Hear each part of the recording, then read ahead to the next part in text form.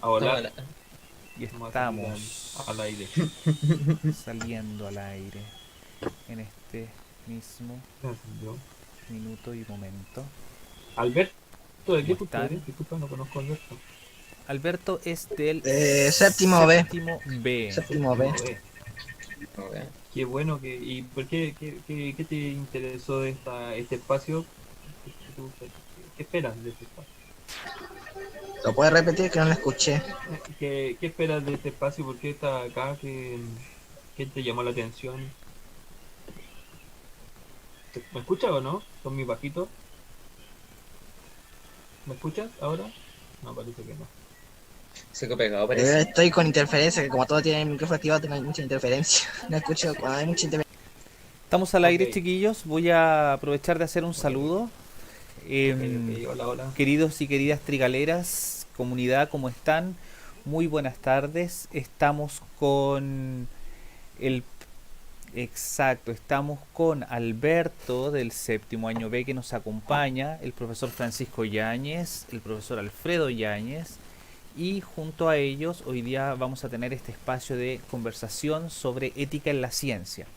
Los estudiantes y apoderados que quieran participar dentro de este conversatorio, es decir, en esta misma llamada Zoom, el enlace, perdón, para este conversatorio está puesto en el Classroom de séptimo en adelante, pero también pueden participar por el Facebook del colegio y el canal de YouTube del colegio, y pueden ahí estar haciendo sus comentarios y yo los voy leyendo y sacando al aire cuando hay alguna pregunta o algún saludo. Eso, ¿cómo estás, Alberto? Bienvenido, gracias por estar acá.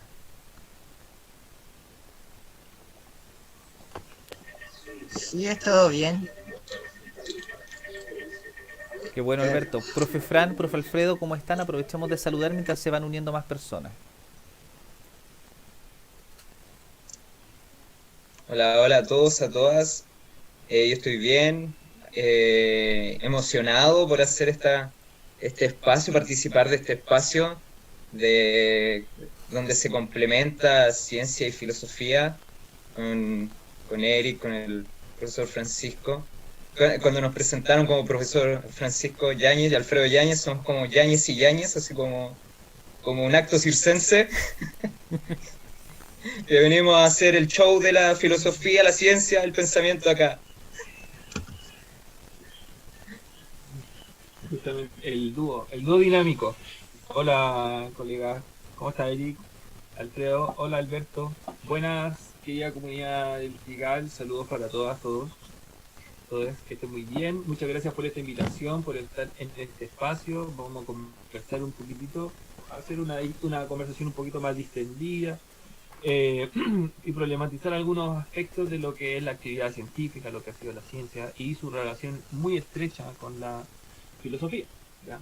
Buscar de alguna manera establecer esos puentes, esos vehículos de comunicación entre lo que son estas áreas del saber, estas disciplinas, y que en el fondo nos buscamos esa relación para poder tener una mayor comprensión de lo que nos rodea, de nuestro entorno, de nuestro ambiente. Eso. Que bueno, estamos ansiosos de poder iniciar este espacio.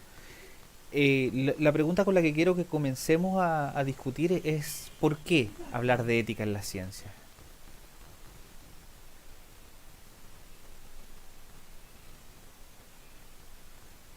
Ta, ta, ta, ta. Ta, ta, ta, ta. Ta, ta, ta. Parte tú, parte yo. Eh,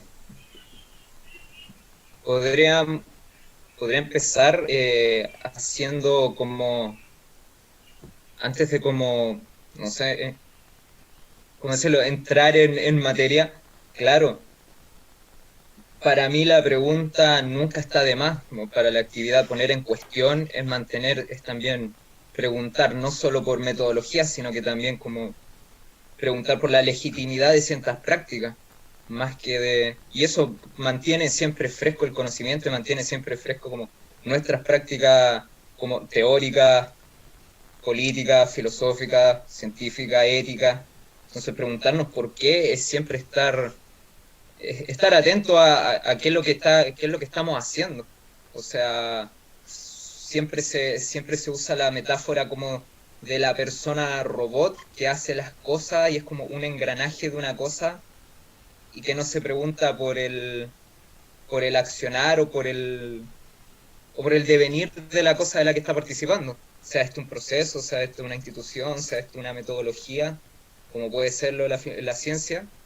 Yo creo que es constantemente necesario sentarnos a preguntar si estamos avanzando o no.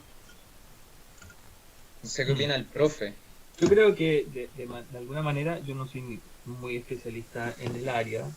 Creo que es parte de la formación en la que uno tiene, el que va formando un criterio, y la actividad reflexiva es la que nos invita hoy día a tratar de cuestionar y resolver algunas preguntas, que también tampoco son respuestas cerradas, sino que son la intención siempre es abrir el universo y el mar de preguntas para poder de alguna manera en el proceso ir aprendiendo y ir buscando soluciones.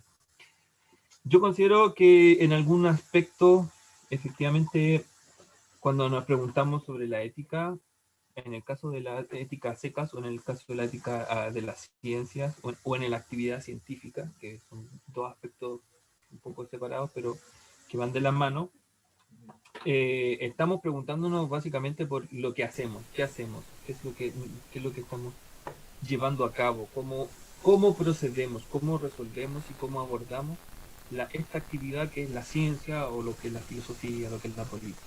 Particularmente, como estamos hablando de la Semana de la Ciencia, la idea es pensar cómo pensamos un poco la actividad científica desde una mirada ética.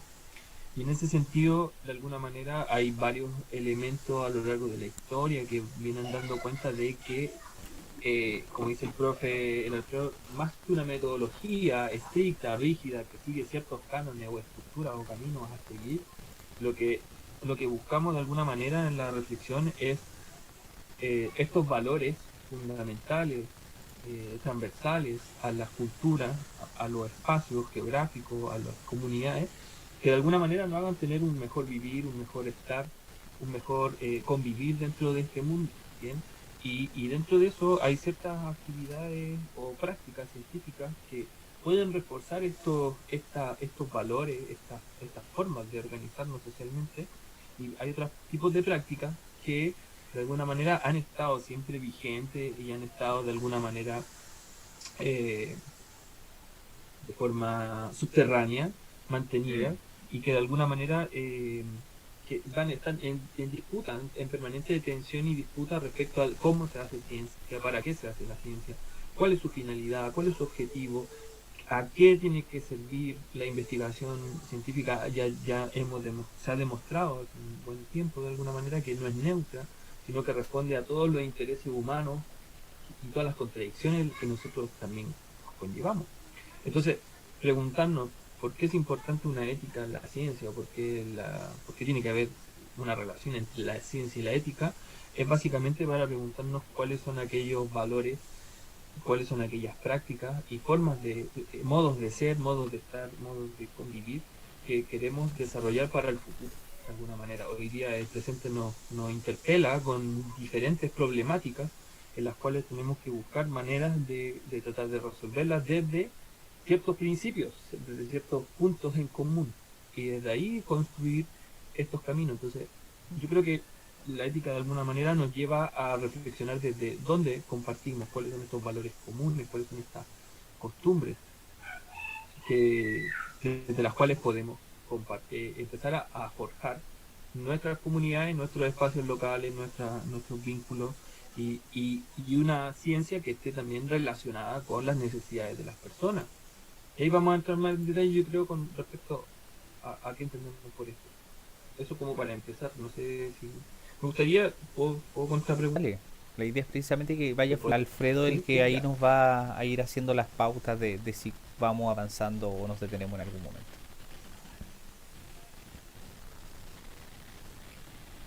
Sí, yo quería contrapreguntar hacia Alfredo la posibilidad de que nos como comentara así rápidamente, no en detalle, pero más o menos, qué podemos entender por ética, de alguna manera, como para que tengamos ese punto en común. Claro. Sí, es súper interesante cómo el concepto ha evolucionado. cómo el concepto ha evolucionado desde el concepto griego del ethos, de la costumbre, hasta lo que entendemos actualmente, que sería una... A ver, claro, nuestras costumbres, sin embargo, ligadas a un modo de entender. Y ese modo de entender es un modo de hacer aparecer en el mundo. Cómo vamos a entender las comunidades, cómo vamos a entender lo que tú decías, los modos de habitar, los modos de entender el mundo. Y cómo entendemos estos modos de entender.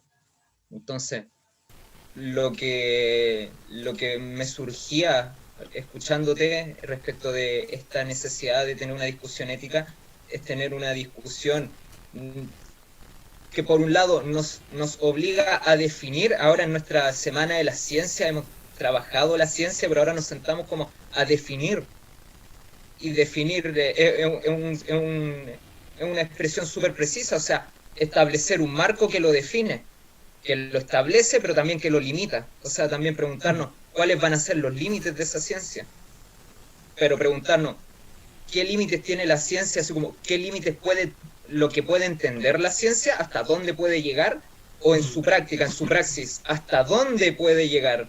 O sea, cuando entendemos prácticas poco éticas, hasta dónde, qué puede hacer la ciencia para encontrar ese conocimiento que busca.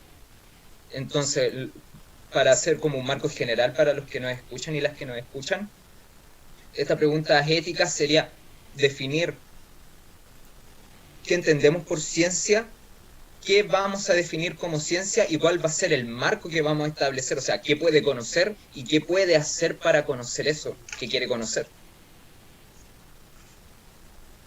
En base a eso, lo que a mí primero se me ocurre es que tenemos que entender la ciencia que no es solamente como, es más que una herramienta, es más que un método, o así como un conjunto de herramientas que nos permiten como medir cosas, sino que también hace ver cosas, hace aparecer cosas, y en base a eso nos hace entender las cosas. Entonces, es la herramienta, pero al final, pero al mismo tiempo esta herramienta mide lo que, el fenómeno que hace aparecer. Y en tanto a eso, la necesidad obviamente de definirla, o sea, definir sus marcos, definir sus límites. Y por eso viene esta expresión de los límites borrosos, o sea, cuándo esos límites se ponen borrosos o no, cuándo esos límites pueden, hasta dónde llegamos, hasta qué podemos y qué no, qué se puede en una época o qué no. Comprendo. Se me viene a la mente, para que empecemos al tiro así como a picar Sí, fino, sí. Dale. se me imagina el robo de cadáveres, por ejemplo. Es que eso Hace mismo mucho te iba a decir, tiempo, por ejemplo, yo creo que precisamente lo que uno puede hacer, perdón, o lo que la ciencia puede hacer, o lo que la ciencia no puede hacer, va a estar determinado por la evolución cultural que tenga un pueblo o una sociedad en un tiempo determinado, ¿no? Es decir, yendo al punto específico que tú estabas hablando, con el robo de cadáveres, ese robo de cadáveres, yo sin querer levantar un juicio de valor en torno a esto, tenía una justificación, que era precisamente para que los futuros médicos o precisamente investigadores desde la biología humana pudiesen conocer cómo estaba organizado el cuerpo humano, cómo era el funcionamiento de los órganos, por qué había muerto una persona, conocer un poco más de enfermedades. Exacto. Y quizá en cierto momento aquello estuvo más, comillas, normalizado o validado como una práctica adecuada, lo que hoy nos suena tremendamente aberrante. Pero ¿por qué hoy creo que nos suena aberrante? Porque hoy tenemos la opción de, cuando fallecemos, poder donar nuestros cuerpos precisamente a estas universidades o laboratorios en los cuales donde van a hacer lo mismo, con la diferencia que yo doné mi cuerpo, nadie me lo fue a robar. Por lo tanto, creo que un poco esta discusión que tiene que ver con el robo de cadáveres o con ética, va a responder a la evolución cultural de un pueblo en un tiempo determinado. ¿O me equivoco, Alfredo? Y hay cosas que son condenables independiente del tiempo. O sea, antes de hacer como el juicio como de error o exactitud, conversemos en torno a esto, porque lo que tú planteas es súper interesante que algo sea como, a ver, la expresión que siempre se suele usar es como atingente versus necesario, que es complejo. O sea, claro, si tú dices, era la manera en ese tiempo de estudiar biología, no había otra. Pero no deja de ser algo, incluso en esa época también cuestionable, o sea, uno entendía, pero uno podría decir como Da Vinci, y le doy el paso al Fran, Da Vinci era un gran dibujante, un ingeniero, Claro, un protoingeniero, un artista protección. y también un ladrón prolífico de cadáveres, po. Claro, armamentista. Ingeniero Claro, bueno, armamentista, claro. claro. O sea, yo creo que me voy a tomar de lo que ayer salió en la charla de Gabriel, que hablaba sobre la viruela, ¿cierto? Cuando Sí, la Fran, ¿puedes viruela y hablar un la historia poquito de más la... fuerte? Nos Sí, piden ahora, nuestros... dale, dale. Ahora, por ahí, yo creo que por ahí vamos bien. Ayer hablaba Gabriel el tema del origen de las vacunas, lo que significaba la historia de la erradicación de la viruela como enfermedad, ¿cierto? Y que mencionaba que uno de los primeros exámenes de lo que consistió el proceso de vacunación había sido la inoculación de, de la ayuda médica de lo que era la gripe de No, la la vaca, varicela vacuna, la varicela, la varicela vacuna, ¿cierto? Se le quitaban pústulas con pus y por lo tanto con y se le este colocaban patógeno. Claro, se raspaba la piel de alguna persona y se le inyectaba esto precisamente para que y se le generaran los inyectaba los... anticuerpos. Claro, y la primera prueba que se hizo en este caso fue inoculársela al hijo del jardinero. Yo Exacto, sí. me acordé de esa anécdota que hoy en día probablemente nosotros ya la miramos con Sí, cierta sí, mi distancia, amor. no es una buena práctica, no es una práctica que hoy día esté aceptada en Sí, la mi amor, comunidad sí. científica, y pero que de algún modo Pase fue nomás, el sí, pie así para nomás. también empezar a cuestionarnos lo que decía Alfredo de qué es lo que hacemos, o esta gran pregunta que hacía, ¿qué puede, qué, qué- qué- qué puede hacer la ciencia para buscar lo que encuentra? Es decir, ¿qué está permitido? ¿Ya? O sea, todo está permitido dentro de este ejercicio por el conocimiento o tiene que estar restringido a ciertos valores culturales o a ciertos códigos culturales de ciertas épocas. ¿Bien? Estamos claros que en esa época no era cuestionado el tema y no era, y como era incipiente la investigación médica y la investigación científica, no era un tema relevante. Pero hoy en día sí lo es, y no solamente en nuestra especie, sino que también en otras especies, en animal, la investigación genética hoy en día está muy avanzada, y uno de los temas ahí es cómo se experimenta con animales para poder luego experimentar sobre humanos o sacar ciertas conclusiones a partir de eso. Y hoy en día yo puedo decir que de algún modo se ha avanzado en crear toda ciertas cantidades de protocolos, ciertos criterios éticos, donde tanto la información que se obtiene como las pruebas, los experimentos que se realizan, están reglamentados y de alguna manera siguen ciertos cánones que nos permiten definir qué es lo que se puede hacer y qué es lo que no se puede hacer. ¿Bien?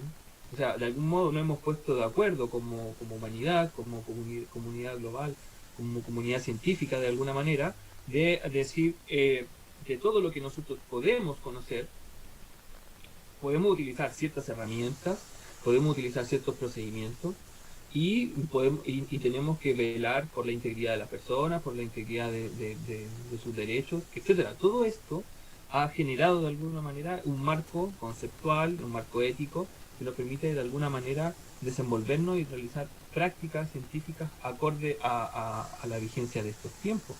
Bien, y en ese sentido yo creo que por ahí va un poquito la reflexión de tratar de dar los elementos suficientes como para decir cómo ha ido cambiando esto, cómo hoy día, ¿cierto?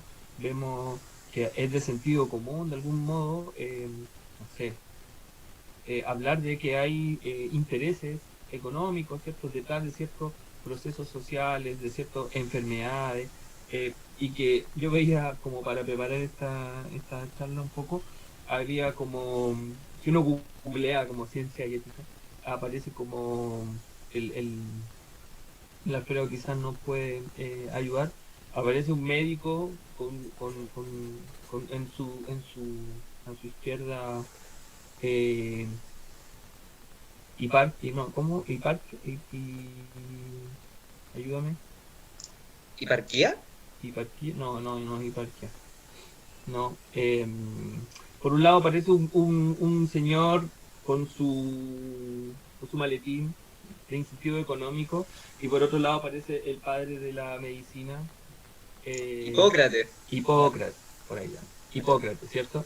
Entonces, hoy en día vemos que en un sector de la medicina, un sector de los médicos en ejercicio, se debaten en estas dos esferas, ¿cierto? Entonces, la salud de las personas y por otra parte los criterios económicos que están, no sé, detrás de algunos conglomerados, no digo que todos, es injusto hacer generalizaciones, pero es una realidad que vivimos hoy en día y que de alguna manera tenemos que cuestionarla y tensionarla porque buscamos un principio de equidad, un principio de justicia en el acceso a la salud y que la salud sea parte de el espíritu que realmente persigue la medicina, no sé, sanar a las personas, no lucrar de las enfermedades ni por el acceso a los fármacos, por ejemplo.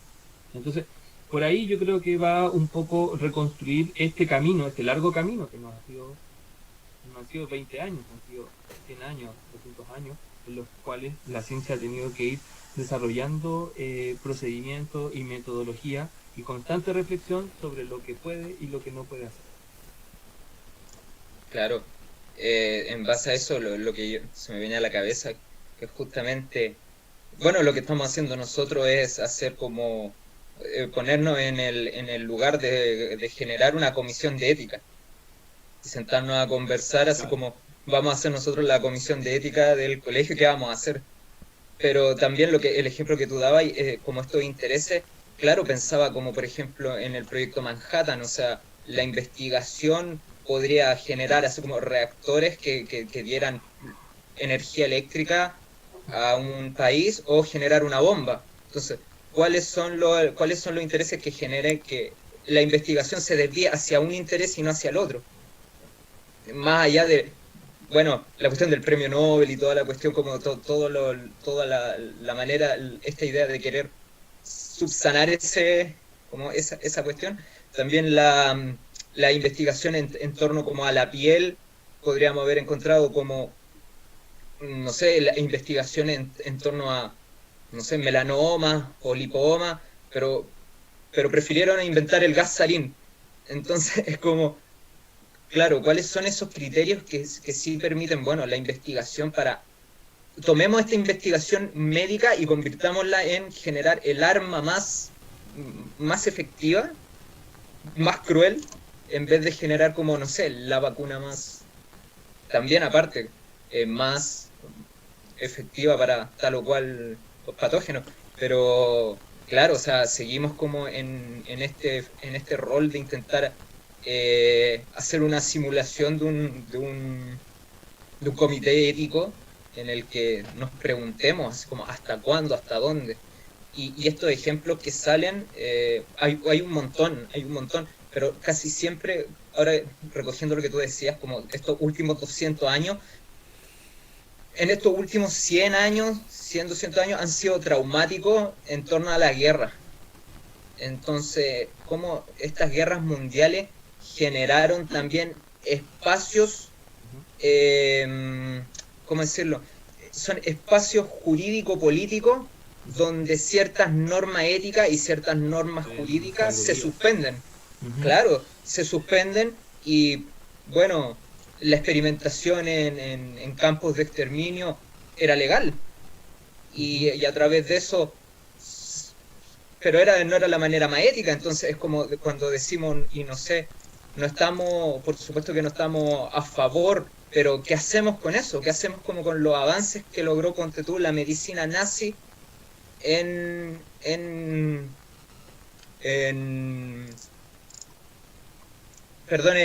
prisioneros? Más allá de que, por ejemplo, un anécdota, como lo anecdótico de la cuestión es que se supone, y esto entra como en lo anecdótico, se supone que esta prohibición del fumar tabaco en Alemania en los espacios públicos era simplemente porque a ejecutivos nazis les desagradaba. Y después se hizo un estudio en torno como al tabaquismo. Claro. Pero eso entra en lo anecdótico. Claro, pero eso entra como en lo anecdótico, así como qué coincidencia más buena. Sin embargo, existe otro lugar en donde una persona es prisionera de guerra, por tanto despojada de todos sus derechos y puesta, y me estoy ayudando como del marco conceptual de Giorgio Agamben, una vida desnuda, despojada de cualquier derecho, de cualquier opinión, y es un mero objeto de estudio. Entonces, cuando la persona deja de ser persona y se convierte en mero objeto de estudio, Claro, como lo puede ser una tabla, como lo puede ser, no sé, lanzar una bola y medir su rebote, claro. pero, O sea, pero esto es complejo. sí, sí.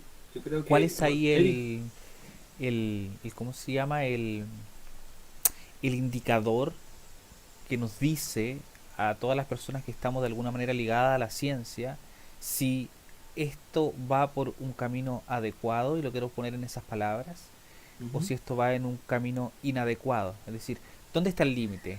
Porque hoy pueden haber leyes de bioética, por ejemplo, eh, pero ¿a qué voy con esto? ¿Existe alguna entidad superior? ¿Debiese existir alguna entidad superior que supervise y fiscalice aquello? ¿O lo debemos dejar al raciocinio humano de especie de ley natural, en donde yo decido qué es lo correcto y qué es lo incorrecto? no. Yo entiendo que, por lo que estuve leyendo un poco, entiendo que la ONU desarrolló como ciertas comisiones de bioética, producto de esto que tú planteas, o sea, el tema de la alteración, de la codificación. O sea, yo manejo ciertos conceptos, ¿cierto? No soy especialista en el área de biología, pero tú lo sé, tú lo eres mejor que yo en ese sentido, Eric, pero entiendo que desde la decodificación del ADN hay toda una carrera relacionada con entender cada trozo de las secuencias de ADN, y por lo tanto el gran proyecto del genoma humano es como tener la base de datos, Y que tuvo un tremendo freno ese proyecto precisamente. claro, porque Un freno tenía, tremendo de no, con el ser humano no nos metamos. Y después, claro, estoy súper simplificando la discusión, y después, sí, bueno, obvio, ¿para qué investigamos todo esto si precisamente lo que queremos es saber cómo es el ser humano? Entonces, después de décadas claro, nuevamente de discusión, ok, vayamos a la construcción del genoma humano. Hoy ya tenemos un mapeo, sabemos cuáles son todos los genes que componen el ADN del ser humano. No obstante, lo que no sabemos todavía con certeza es cómo interactúan estos cuatro hoy se me olvidó la palabra, que son estos cuatro elementos químicos, base claro, nitrogenada, las bases nitrogenadas que se van articulando entre ellas, claro, cómo interactúan. Tenemos nociones de algunas, cuáles son eh, claro. propiciantes Con del la, Alzheimer, claro, por la configuración con que la van posibilidad teniendo. de recrear, la posibilidad de recrear así como secuencias Exacto, pero hoy genéticas está ahí artificiales. también, pues está parado por un tema Claro, ético precisamente porque claro. hasta dónde podemos llegar. Yo me acuerdo que una de las primeras eh, frenos que se pusieron a investigaciones Ujú, datan del Papa ujú, León, estoy hablando del año 1940, si no me equivoco, quizá un poco más atrás, estoy hablando cerca del ya, Concilio Vaticano II, claro. eh, donde la iglesia se oponía precisamente a todo esto porque iba en contra de los designios de Dios. Es decir, si una persona se enferma y se muere es porque Dios así lo quiso. No tenemos nada que hacer respecto de inventar una vacuna o un tratamiento para el cáncer, por ejemplo, como sería hoy día. Claro. Entonces han habido O lo varios... mismo que era Ujú. el trasplante de corazón, o sea, los trasplantes como que son acciones no naturales. También hay una ética de lo que define lo que es natural de lo que no es natural. Y ahí Y por lo hay tanto algo súper... es aceptado, perdón, termino con esto, es aceptado aquello que se considera natural de lo que no es natural. Por ejemplo, muchas intervenciones quirúrgicas en su inicio eran cuestionadas porque no son procesos naturales, no son procesos que la naturaleza que puedan ocurrir, Como los trasplantes. como los trasplantes, como algunas intervenciones quirúrgicas, ¿cierto? Entonces, en la medida que la experimentación ha avanzado, también esa frontera de lo posible se ha corrido, y también se ha tenido que regular eso, en el sentido de que hoy en día también podemos hablar de todo lo que está asociado a los tráficos de órganos, que en nuestro país por suerte no ocurren en O gran no medida, pero ocurren a vista de todos. claro, pero en otros países el tema es severo, es atingente y bastante lucrativo en algunos casos. Ujú. Oye, antes de continuar le quiero dar la bienvenida al Samuel Salayu, que se unió a nuestro espacio de conversación aquí mismo en Hola el Samuel. Zoom. Samuel, ojalá puedas abrir tu cámara y así vamos interactuando en la conversación. En las redes sociales, Amanda estaba también en el canal de YouTube. Valeria desde el CRA también nos estaba mandando unos saludos. Alfredo, no Te iba a dejé contar. Yo dejé mi like. Bueno, devolver todos los saludos, abrazos para toda la comunidad que está conectada, enchufada acá al comité de ética. Este, sí, igual es como súper, es interesante comparar como los decretos papales, porque también pues, el decreto papal lo que hace es hacer un ejercicio de poder político y judicial respecto de un proceso, que eso puede terminar o no con vidas, pero lo que hace es un decreto judicial, o sea, que suspende, o sea, perdón, hace un golpe de ley y dice, esto es lo que es legal, y ya está, y que es invertido, pero tiene la misma consecuencia que lo que hace, por ejemplo, en los estados de excepción, por ejemplo, en el nazismo, o sea, que lo que hace es, en este sentido, suspender la ley, es decir, bueno, esto ya va a dejar de ser ilegal y en este espacio Claro. va a estar permitido todo. Entonces nosotros nos preguntamos, y este es un ejemplo que es como real, empírico, que, por ejemplo, nosotros sabemos como humanidad a qué temperatura una persona muere de hipotermia, porque los nazis de hecho lo hicieron, dejaron morir a una persona de frío y lo apuntaron. Claro. Entonces, claro, en ese sentido, el decreto papal y el decreto nazi son lo mismo, en el sentido de que supeditan una experiencia humana, ya sea el sufrimiento de la persona que no puede acceder a un tratamiento médico en un caso, y el otro que queda como mero objeto de estudio en el otro. Entonces es interesante que son figuras distintas históricas y en modos de producción distintos, pero tienen una consecuencia política muy parecida. Oye, se me Que es viene a la como... cabeza. Dale, termina nomás tu No, idea. dale. No, No, que se bueno, me y lo viene. que como generan para cerrar, generan este suspender del humano, o sea, no preguntársele, el ejemplo que daba el Eric de la donación, justamente hay una voluntad y un derecho soberano de la persona a decir, yo quiero regalar mis tripas y está bien. Ahora, pero ¿qué pasa con el objeto de estudio, la persona reducida a objeto de estudio? Lo voy a anunciar de esa manera. Mm. Y precisamente en esa misma línea de la persona reducida a un sujeto de estudio, hoy día esto lo conocemos con otro nombre, pues, son los estudios clínicos.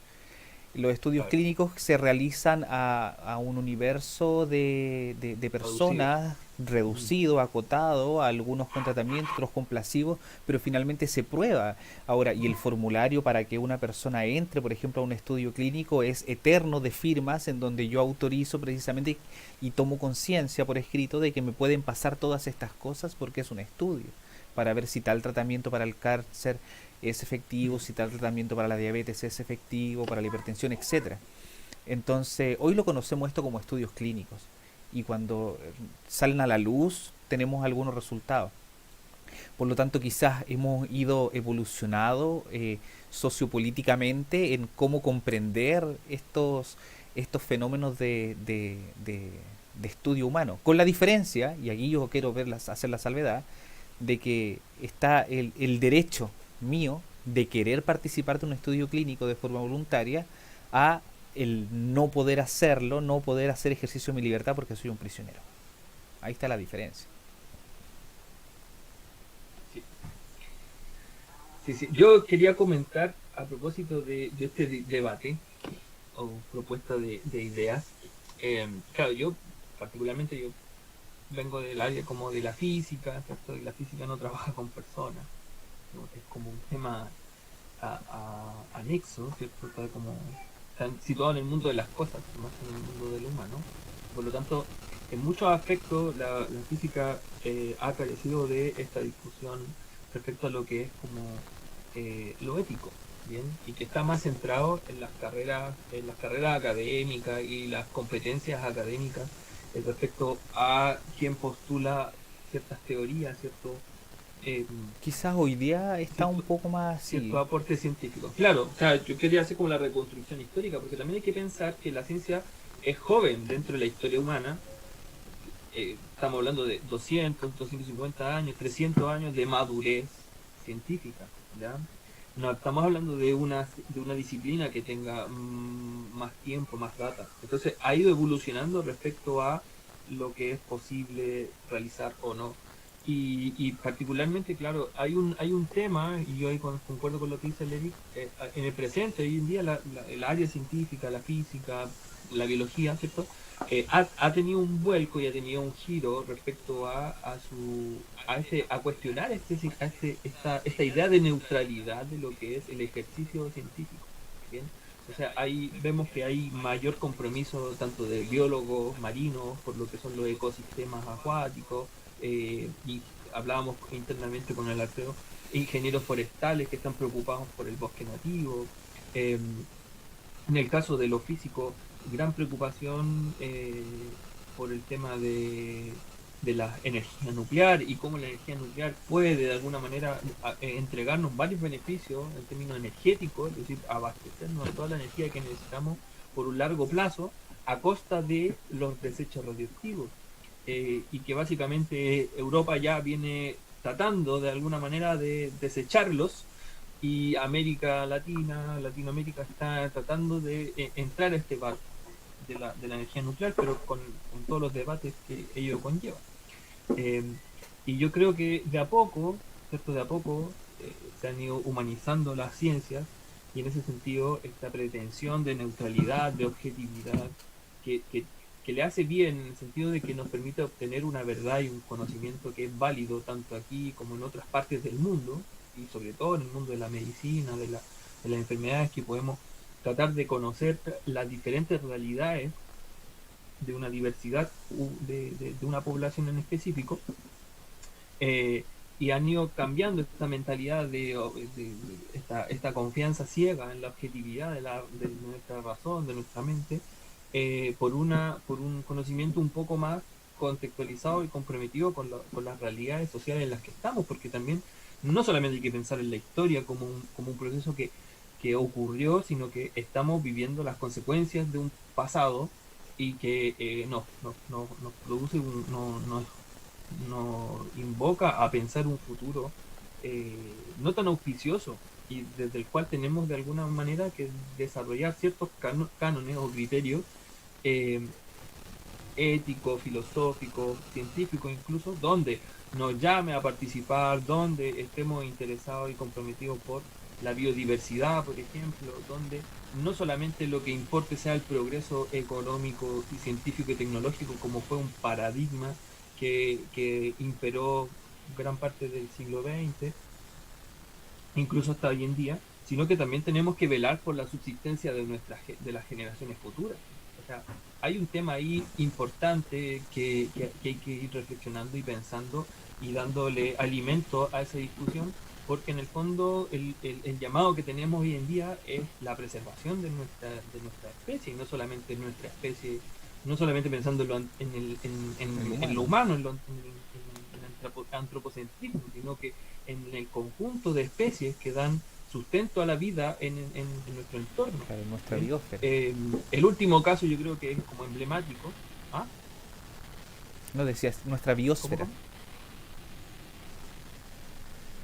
Nuestra biosfera, o sea, este concepto tan rico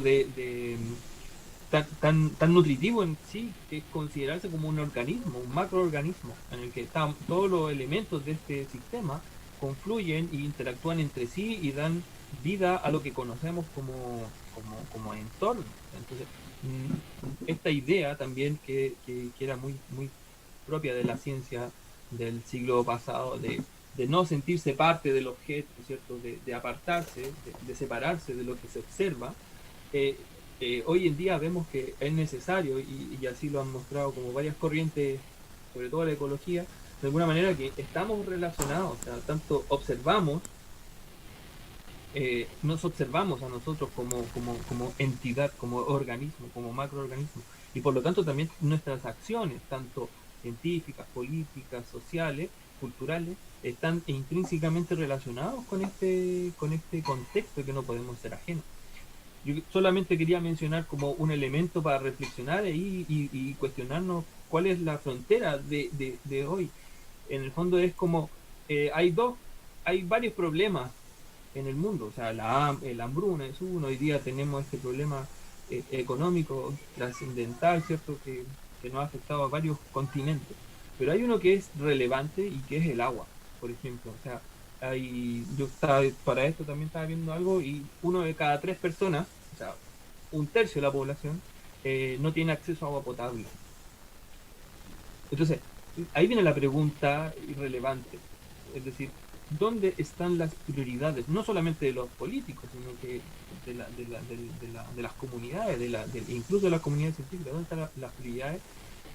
Si vemos que una de las mayores industrias que genera ganancias a nivel mundial es la carrera, el mundo armamentístico. Entonces, vemos como que hay dicotomías dentro del mundo, o sea, prioridades. Es más prioritario la guerra, siempre lo ha sido más lucrativo, que la subsistencia de la humanidad. Entonces, tenemos un discurso que nos busca incluirnos a todos en este carro del progreso, pero que en la práctica eh, tenemos a un tercio de la población sin acceso al agua, con índices de hambruna, con sectores que están siendo cada vez más erosionados. Y por otro lado, tenemos un alto crecimiento económico, sobre todo en el área el área bélica. Entonces, por ahí viene la reflexión, y yo la invito como a discutirla, es discutible, cuáles son los fines, para dónde tenemos que proyectar este ejercicio científico. Nuestro ejercicio científico tiene que estar ajeno, tiene que ser solamente productivo, estudiar ciencia para poder tener un buen pasar, aportar científicamente al conocimiento, porque sí, comprometerse con ciertos conflictos sociales, buscar estas soluciones del futuro. Dejo abierta la pregunta, no quiero ofrecer ninguna respuesta. Yo quería tomar aquí la palabra.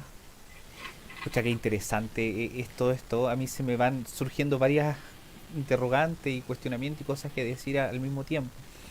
Pero respecto de esto último que decía Francisco, a mí me vale preguntar eh, o afirmar que yo creo que la ciencia no, así, no es la responsable precisamente de esta eh, de que uno de cada tres seres humanos no tenga acceso al agua, porque creo, o estoy convencido de que la ciencia ha logrado descubrir cómo generar agua de distintos lugares, cómo sacar agua, cómo transformar, cómo higienizar, cómo potabilizar, y desde ahí cómo hacer hidrólisis incluso para generar electricidad. Por lo tanto, la ciencia ya construyó el conocimiento y tiene las herramientas para poder hacerlo.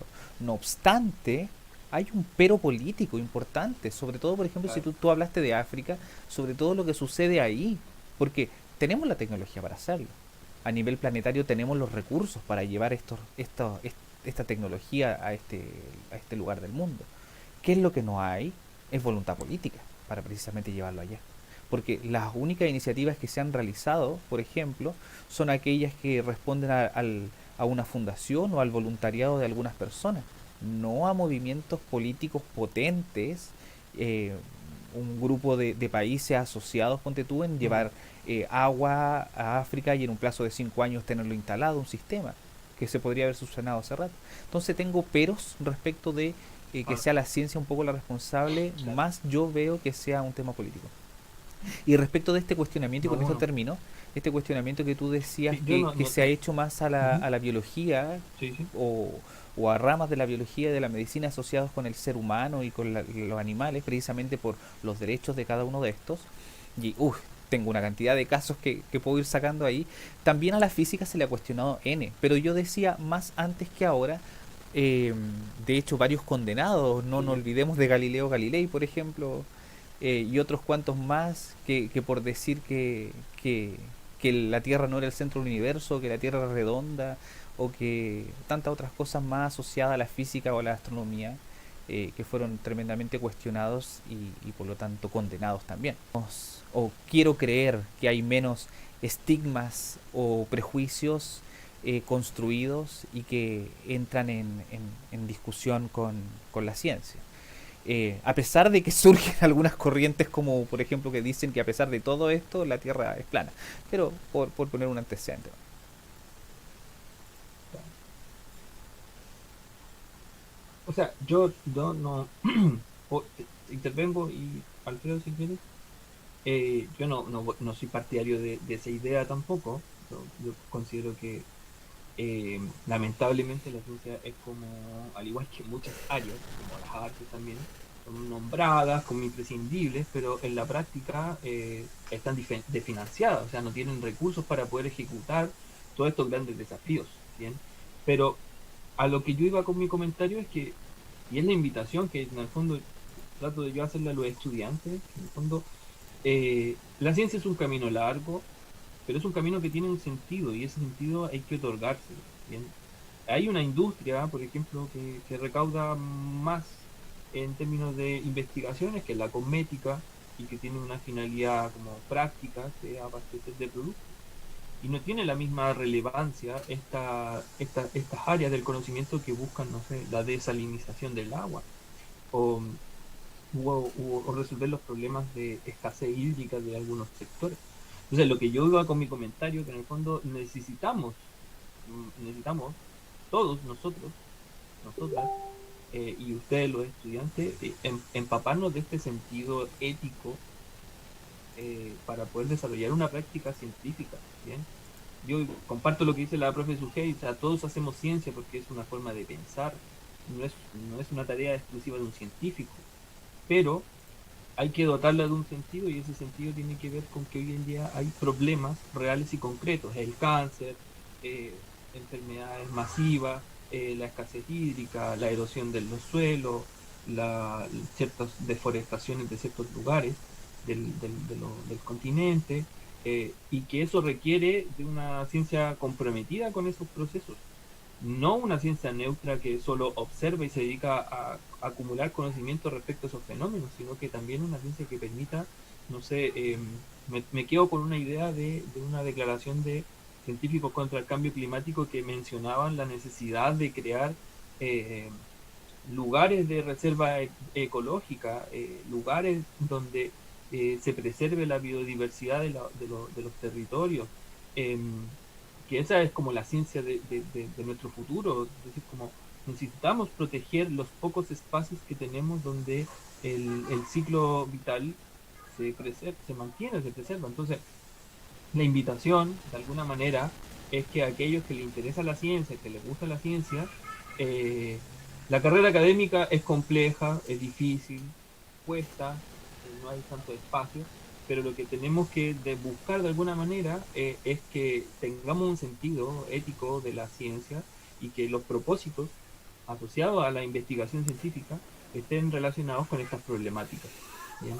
Como que ciencia de la minería va a existir, ciencia que agilice los procesos industriales va a existir, ciencia que esté relacionada con la elaboración de automóviles va a existir porque ha proliferado y tiene financiamiento y todo eso está muy implementado y muy desarrollado.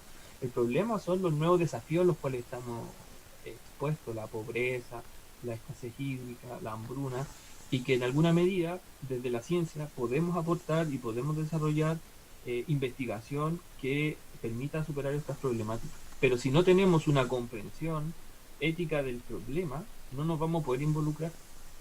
Entonces no es solamente, yo también comparto lo que dice esto, Eric, no depende de la ciencia, no es que la ciencia no lo mire, sino que son problemas políticos que trascienden a lo meramente científico. Pero en la medida que las facultades de ciencia, las facultades de química, se empiecen a discutir estos temas van a ser considerados relevantes. Y por lo tanto va a existir lo que hoy en día como que se ha tratado de implementar un poco, que es como la ciencia participativa, la ciencia ciudadana. Es decir, como no solamente construir ciencia en la academia, aislada de todo lo que sucede en el mundo, sino que desde las necesidades reales de las personas. Con eso cierro mi comentario. Vale. Sí, es súper interesante lo que dicen Eric y Francisco, porque igual es complejo, o sea, por un lado está lo político, en la que, bueno, puede haber el sabotaje de tal o cual investigación respecto de tal o cual avance científico, pero también existe como esta idea de, bueno, hablábamos del ser humano como mero estudio, mero objeto de estudio, pero, o de experimentación, pero también también la mirada científica también se ha ampliado, o sea, cuando dijimos que ya con el humano no, empezamos inmediatamente, bueno, con los animales, al tiro, y ahora ya no nos parece tan ético experimentar en animales, entonces, y volvemos como a la antiquísima pregunta filosófico-científica de cómo vamos a aprender, a través de la racionamiento y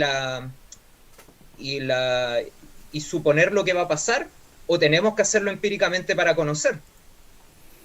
Y en base a eso, Claro, y entonces, ¿qué es la pregunta que le da origen a la ciencia? El debate Hume-Kant, o sea, ¿cómo lo vamos a Claro. conocer? ¿A través de tirar una simulación o tenemos que hacerlo para saber, si no, no hay otra? Mm. Por un lado eso, por el otro lado, claro, el posible sabotaje de algún tipo de investigación, ya sea lobbies políticos, ya sea lobby económico a través de empresas, eh, también como esta idea de, claro, cambiémonos a la energía de baterías, por lo tanto se genera la industria del litio, y el país que tiene más litio en Sudamérica es Bolivia. Entonces cuando aparece cierta compañía y después, meses después, hay un golpe de Estado en Bolivia, te hace también quedar así como atento a qué está pasando con todo ese escenario macro. Mm. Eh, pero la pregunta, si la tomamos y la volvemos de nuevo como una pregunta epistemológica, nos preguntamos, claro, ¿tenemos que hacerlo o lo podemos tirar con simulaciones?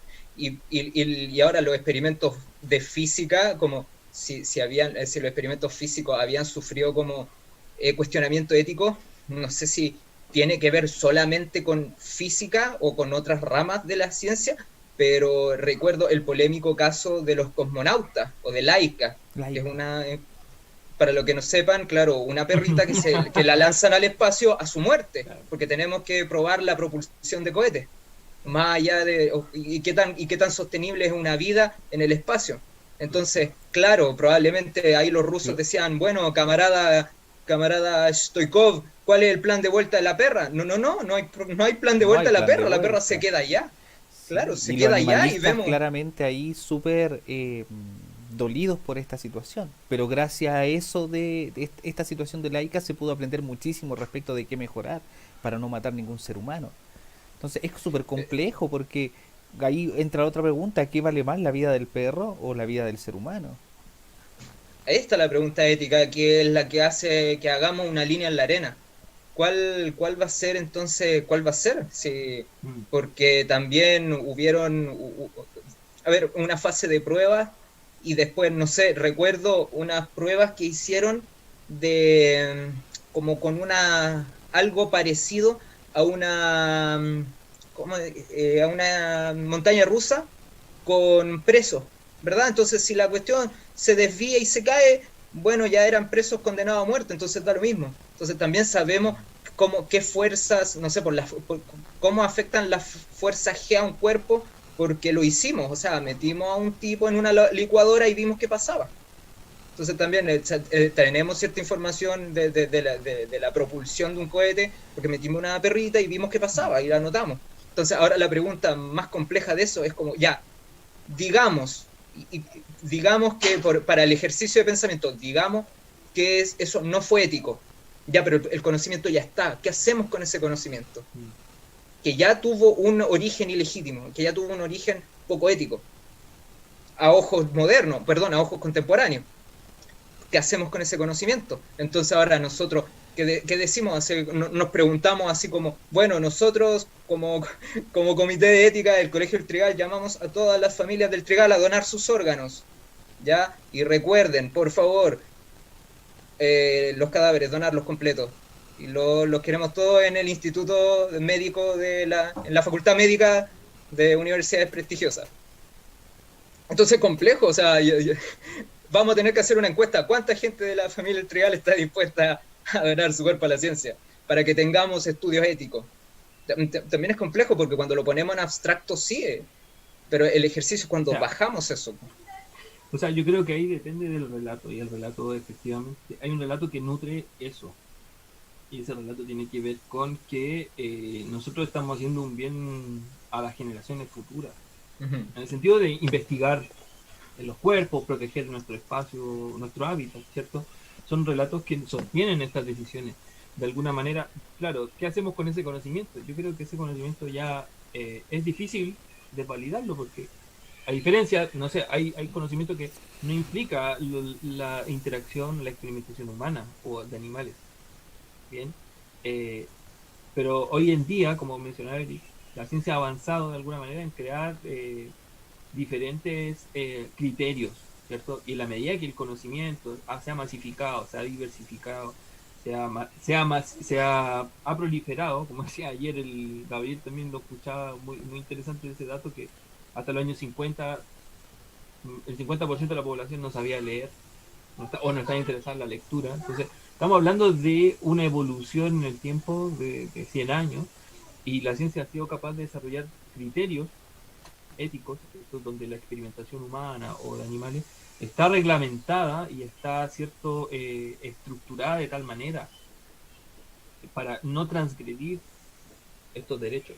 Lo que estábamos hablando efectivamente son situaciones de contexto en las que no hay normativa, y por ende han emergido este enfoque de derechos. Por ejemplo, postguerra, los derechos surgen por todas estas violaciones sistemáticas a los derechos humanos. Entonces, desde hoy, evidentemente hay muchos episodios que podríamos decir son poco éticos, validar su legitimidad, ¿cierto? Algunos han conllevado avances científicos, otros han generado catástrofes, pero en el fondo son conocimientos que ya no podemos, de alguna manera, podemos discutir quizás la validez, la reiteración de esos experimentos, porque en ciencia es muy importante no solamente hacer un experimento, sino que ese experimento sea replicable y que en varias comunidades los resultados sean similares, y por lo tanto desde ahí construir un conocimiento robusto en el tiempo. No solamente decir hice un experimento y me dio A, sino que tengo que hacerlo 20 veces, y esos 20 veces. Ahora, no todos los fenómenos responden a este mismo tipo de este procedimiento. O sea, los fenómenos sociales no responden a la repetición de los experimentos. No podemos experimentar con las personas. Los fenómenos económicos no responden a experimentación controlada. En algunos casos sí, en otros casos. Pero en teoría. Hay ciertos fenómenos que no responden a esta mecánica, ¿cierto? Entonces, el conocimiento científico de las reglas que tiene el conocimiento en física no son aplicables a las humanidades, por ejemplo, porque responden a otros criterios, y la humanidad han desarrollado la reflexión y han desarrollado los conceptos que permiten abordar esas problemáticas. Sí, justamente por eso, por la cuestión de la repetición del experimento, Claro. que yo habría la idea así, justamente como el debate ético también se va a un debate epistemológico, o sea, necesitamos repetirlo de nuevo, o puede a través de una simulación podemos encontrar, por ejemplo, la cuestión de las vacunas, podemos hacer una simulación de eso o tenemos que hacerlo. Y volvemos al debate que da origen que parte la agua en el origen de los estudios científicos. O sea, si vamos a ser empiristas o racionalistas, si lo podemos hacer a través de mera simulación y reflexión, o tenemos que experimentar y ver qué pasa. Y toda la metodología y todo el paradigma que se construya en qué equipo elige. Y qué tan insalvable es esa diferencia. O sea, en qué punto se puede cruzar esas dos metodologías. Y ahí volvemos, y aquí está lo entretenido de la filosofía, volvemos a la pregunta original, o sea, ¿cómo hacemos ciencia? ¿Cómo hacemos ciencia? Volvemos a la pregunta original, ¿por qué preguntarnos esto? Una vez que, pasando por todo lo que hemos discutido, volver de nuevo a la pregunta original. Algunos Entonces, se respondieron autoexperimentándose. Tenemos el caso de Marie Curie, tenemos el caso de Antoine Leven, el inventor del microscopio, y varios otros, muchísimos yo creo a lo largo de la historia, que precisamente en este dilema ético ellos decidieron finalmente experimentar con ellos mismos. Y estoy seguro que en más de alguna ocasión un científico moderno también lo ha hecho.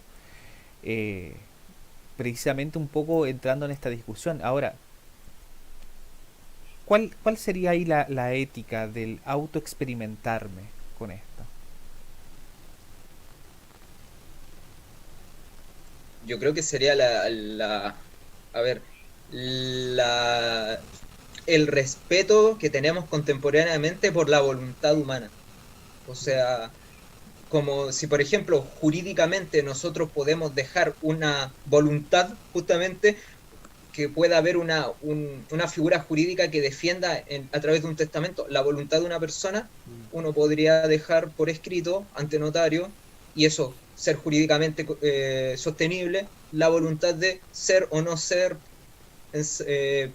mi propio objeto sujeto de práctica. experimentación. Es claro. que hoy en día hay un valor cultural, hay un valor Ahora, ético muy importante, que es la libertad en el fondo. O sea, transgredir la libertad de las personas es un valor que ninguna área puede transgredir de alguna manera.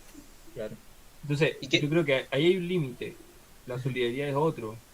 En el fondo, no vamos a hacer algo que va a perjudicar la vida de otros seres humanos.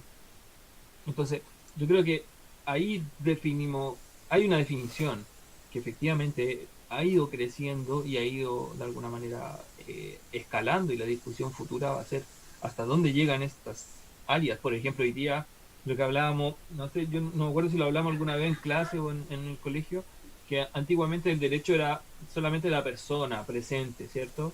Luego hablamos que los niños tienen derechos, ¿cierto? Y luego ahora estamos hablando que las personas futuras pueden tener, eventualmente tienen derechos, y hasta los animales pueden tener derechos.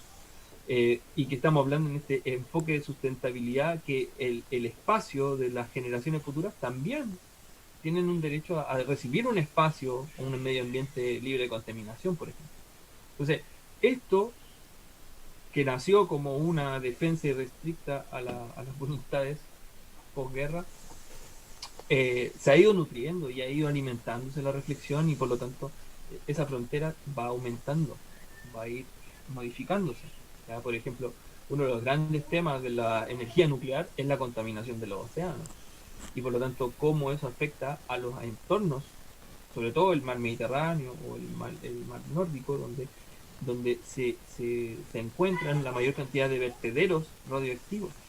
Entonces, finalmente, hoy en día, no era considerado un elemento importante, pero dada la condición en la que nos encontramos hoy, esta crisis climática cobra relevancia que los entornos naturales también tengan ciertas garantías, ciertas protecciones que antiguamente no eran consideradas porque eran meros objetos de desecho o de estudio. Entonces, yo creo que eso se va alimentando en la medida que la conciencia colectiva, el ejercicio de reflexión constante, va abriendo esta frontera y va considerando otros elementos para la discusión. Yo con eso cierro. De Súper. mi parte, Oye, yo estoy contentísimo. Llevamos 1 hora 17 hablando. Quisiera saber si Samuel o Alberto tienen alguna pregunta, algún comentario que quieran sacar al aire en este momento para nosotros ir también cerrando ya este espacio. ¿Y si van a donar órganos? Y si van a donar órganos.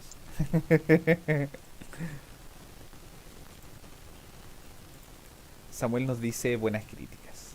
estamos, estamos, hemos avanzado en 10 de 10, dice el Samuel Flores. La verdad, a mí me gustó bastante lo que hablar. Muy interesante escuchar los distintos puntos de opiniones de los tres, como cada uno se especializa en un área. Es igual interesante escuchar de los diferentes puntos de vista de cada uno, y así uno va armando el rompecabezas, por decirlo así, para responder la pregunta. Buenísimo, Alberto. Y agradecer también las palabras de Samuel en el chat, en donde nos quedan contentos con el conversatorio.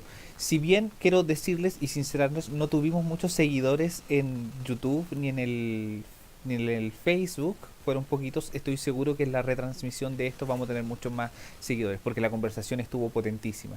Nos estuvo siguiendo todo el rato el CRA, estuvo con nosotros, algunos estudiantes, Amanda Cisterna estuvo por ahí, Samuel aquí, Alberto Herrera también, a quien les mandamos un tremendo y un cariñoso abrazo, que nos estuvieron siguiendo durante toda la transmisión. Alfredo, no sé si quieres cerrar tú con algo. Cerrar, primero agradecer el espacio, la oportunidad, agradecer al público que nos acompañó y que, bueno, esto es lo que es a lo que nos trae la reflexión filosófica, siempre es como al final del día terminar como quedar como anonadado de nuevo, volver al punto inicial, y me gustó que justamente haya sido tan redondito, que haya terminado justo en volver al punto inicial y como que de nuevo tendremos que conversar una hora, otra hora más, de nuevo todo. Yo creo que Resetear tenemos todo, muchísimo tema para conversar, Alfredo y Fran, como para resetear varios todo. capítulos de ética en la ciencia. Sí, sí, Yáñez y Yáñez, el acto circense que tenemos preparado para estos espacios. Así que eso, muchas gracias y cerrar como con la discusión nunca queda cerrada. Esa es la No, cuestión. nunca Nosotros nos queda cerrado. cansamos y nos vamos a dormir, pero la discusión queda ahí. La discusión no se acaba nunca. Sí. Yo, al margen, claro, agradeciendo a todas las personas que pudieron ver, participar, estar aquí y que gestionan este espacio. eh, yo creo que más allá de la cantidad de seguidores o no, que para mí yo creo que pasa en segundo plano, el impacto puede que en el futuro esto sea mucho o menos, no sé. Pero yo creo que el espacio de conversar, de nutrirnos, de atrevernos también no sé, yo estaba un poco nervioso de ver qué resultaba de esto, pero también atrevernos a hacer el ejercicio de discutir desde diferentes áreas del conocimiento estos temas, de mitificar un poco esta idea de que yo soy de acá, tú eres de allá, yo veo esto desde acá, tú desde acá, ¿cierto? Porque el mundo moderno, contemporáneo en el cual estamos situados, nos invoca a entender desde una perspectiva íntegra los fenómenos. O sea, no solamente verlo desde la física, no solamente verlo de la matemática, no solamente verlo desde la biología o desde la filosofía, sino que son elementos que están interrelacionados y que lamentablemente por X razón histórica esto se ha diseccionado y entendemos todo por partes, desfragmentadamente. Y hay que hacer el ejercicio de tratar de interpretarlo de forma integrativa, de forma completa, porque así es la realidad. ¿Ya? Entonces, para mí el ejercicio de debatir, de compartir estas experiencias o conocimientos con el Alfredo, son conversaciones que siempre tenemos de pasillo. Con el Eric también conversamos sobre descubrimientos, alguna idea, yo pregunto, siempre estamos como ampliando un poquito la frontera de lo que sabemos. Es interesante en sí. Yo con eso quedo súper satisfecho, muy agradecido de la invitación de poder hacer este espacio y ojalá que los chiquillos que estén viéndolos les haya gustado. Súper, entonces vamos a cerrar, chiquillos, invitarlos e invitarlas. Hoy a las 6 tenemos un conversatorio con Ángela Posada. Mañana a las 12 tenemos otro espacio de conversación, de experimento en vivo. Mañana a las 5 tenemos el conversatorio